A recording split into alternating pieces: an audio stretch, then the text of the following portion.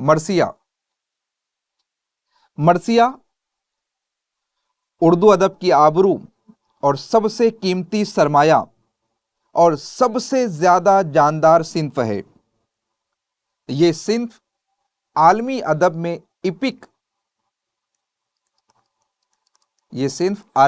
میں ایپک اور ڈرامے کے مقابلے میں پیش کی جا سکتی ہے۔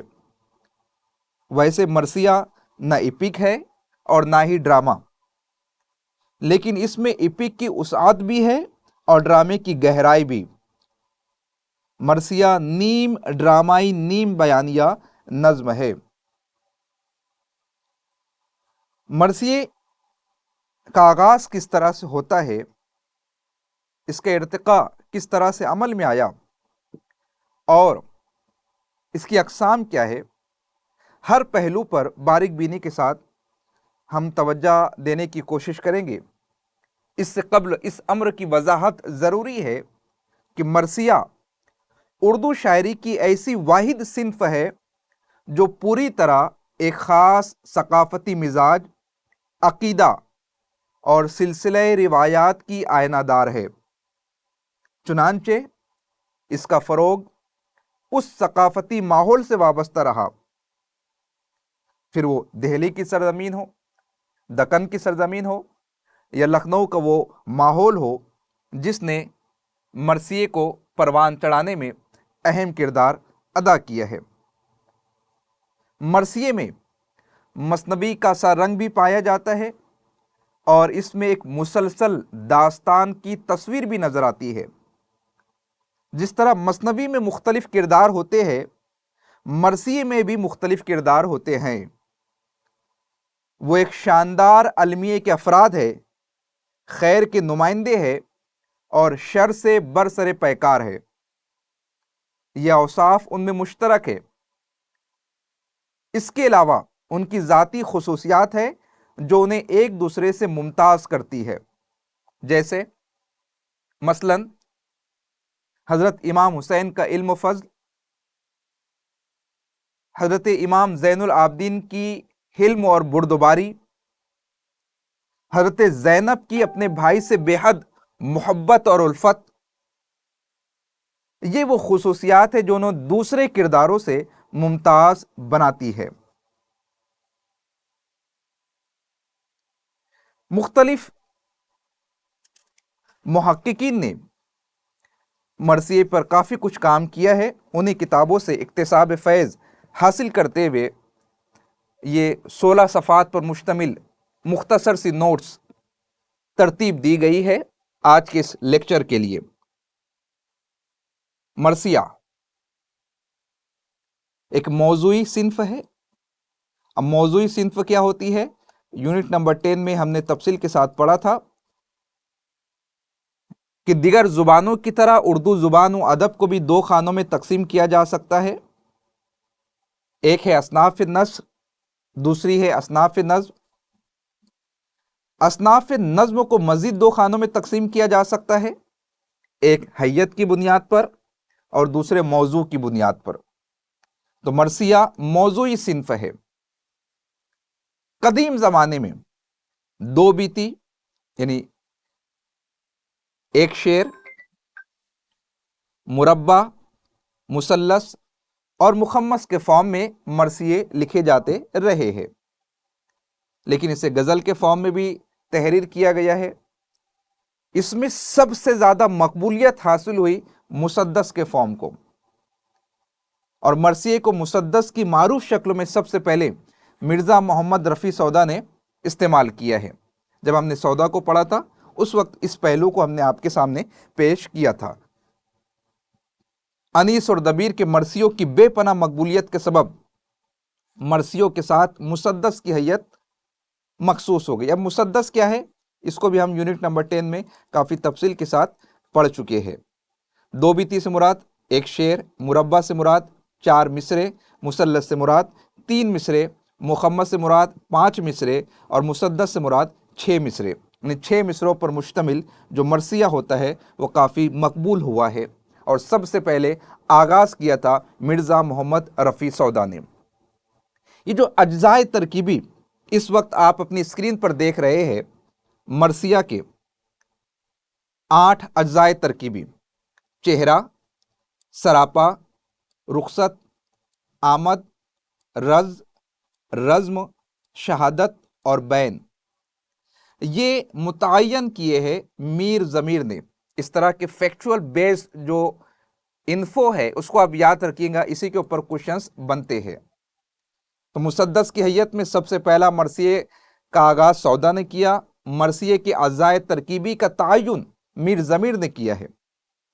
یہ وہ اجزاء ہے جن کے ذریعے سے ایک مکمل مرثیہ ظہور پذیر ہوتا ہے، لیکن بہت سارے ایسے مرثیے آپ کو نظر آئیں گے جن میں بڑے بڑے ادبا نے ان کا اہتمام نہیں کیا ہے۔ ابھی تفصیل ہم آگے دیکھیں گے۔ مرثیے کی اپنی تہذیبی اور تمدنی اہمیت ہے، اسی کے ساتھ اس کی ادبی اہمیت بھی ہے۔ آپ کو یاد ہوگا اس سے قبل کے لیکچر میں نے آپ کو بتایا تھا کہ اردو ادب میں 2 صنف ایسی ہے، 2 اصناف ایسی ہے کہ جن کا لکھنا اپنے آپ میں ایک مشکل امر ہے۔ ایک ہے مرثیہ اور دوسرا ہے قصیدہ۔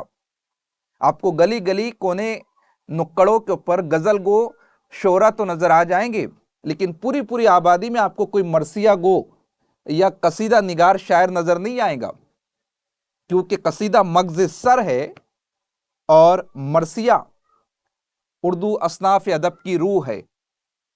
ظاہر سی بات ہے ان میں طبع آزمائی کرنے کے لیے وہ علوم و فنون چاہیے، وہ نقطہ نگاہ چاہیے، وہ ذخیرہ الفاظ چاہیے، وہ حسن بیان، وہ تراکیب لفظی، وہ ندرت خیال، وہ منفرد مزاجی، وہ زمینوں کا برمحل استعمال، وہ عقیدہ، وہ عشق، وہ جذبہ، وہ خیال، وہ پاکیزگی فکر، تمام تر چیزیں یکجا ہونی چاہیے، تب کہیں جا کر وجود میں آ سکتا ہے کوئی مرثیہ یا کوئی قصیدہ۔ دونوں نے اردو زبان و ادب کو کافی فروغ بخشا ہے۔ تو مرثیے کی تہذیبی اہمیت بھی ہے، مذہبی اہمیت بھی ہے، اور اس کی ادبی اہمیت سے بھی انکار نہیں کیا جا سکتا۔ مرثیے میں تہذیبی، اخلاقی، ادبی محاسن آپ کو جگہ جگہ پر نظر آئیں گے۔ مرثیے کو اس نقطۂ نگاہ سے آپ پڑھنے کی کوشش کیجئے کہ تہذیب و ثقافت، اخلاقی معیار اور ادبی محاسن کا آپ پتہ لگا سکے تو یہ تمام تر چیزیں آپ کو از خود سامنے نظر آئیں گی۔ اہم مرثیہ نگاروں میں انیس و دبیر، یہ وہ عظیم فنکار ہے جنہوں نے عالمی ادب میں مرثیے کے فن کو لا کر کھڑا کر دیا ہے۔ ان کے جذبات، ان کے احساسات، ان کی جمالی اقدار، آج آپ پلیز وقت نکالیے گا کچھ زیادہ، ان تمام تر پہلوؤں پر کافی تفصیل کے ساتھ، گہرائی اور گہرائی کے ساتھ ہم سمجھنے کی کوشش کریں گے کہ وہ چیزیں کیا ہے، وہ جذبات، وہ احساسات، وہ بالیدگی فکر، وہ فکر و شعور، وہ فکر نظر جو ذوق کی تسکین کا سامان ہے، اس کو ہم سمجھنے کی کوشش کریں گے۔ اردو میں مرثیہ دکن کے صوفیاء کرام کی سرپرستی میں پروان چڑھا ہے۔ جب ہم نے آپ کو مثنوی پڑھائی تھی تب ہم نے ذکر کیا تھا نوسرہار کا، اشرف بیابانی کی تصنیف ہے، اور اسی کے ذریعے سے مرثیے کا آغاز ہوتا ہے اردو ادب میں۔ فارسی میں ہے، فارسی سے پہلے عربی میں پایا جاتا ہے۔ پہلا عربی کا مرثیہ کون سا ہے، فارسی میں کس نے لکھا، پھر اردو میں کیا ہے، ہر ایک بات پر تفصیل کے ساتھ گفتگو ہوں گی انشاءاللہ۔ تو اشرف بیابانی کی نوسرہار، اب اس کی تفصیل بھی میں نے آپ کے سامنے مثنوی کے باب میں پیش کی تھی، اسی یونٹ میں، میرے خیال سے لیکچر نمبر 4 یا 5 میں، ایک مرتبہ اسے دوبارہ سے سن لیجئے گا۔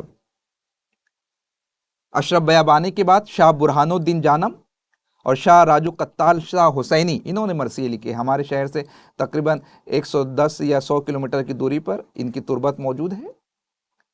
آج ہم یونیورسٹی کے کام سے نکل کر ان مقامات پر جانے والے تھے، لیکن یونیورسٹی جانا نہیں ہوا، جس کا ذکر میں نے آپ سے 2 روز قبل کیا تھا۔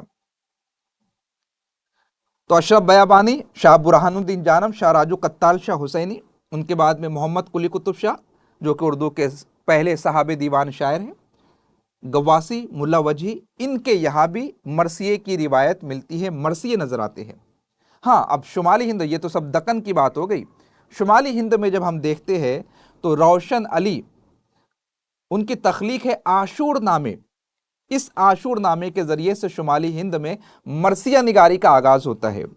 تو دکن میں آغاز ہو رہا ہے اشرف بیابانی کے ذریعے سے، اور شمالی ہند میں آغاز ہو رہا ہے روشن علی کے عاشور نامے کے ذریعے سے. اس کے بعد نمبر آتا ہے فضل علی کی کربل کتھا کا، جس کے اوپر سوال پوچھا گیا تھا دسمبر 2023 میں، جس کی تفصیل ہمارے یوٹیوب چینل پر، ہماری ویب سائٹ پر موجود ہے. ایک مرتبہ دیکھ لیجئے کربل کتھا کے حوالے سے کون سا سوال پوچھا گیا تھا.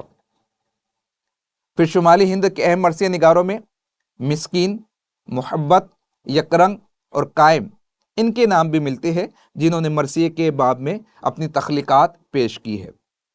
18ویں صدی میں جو کچھ لکھا گیا وہ مرثیے کی ابتدائی شکلیں تھیں.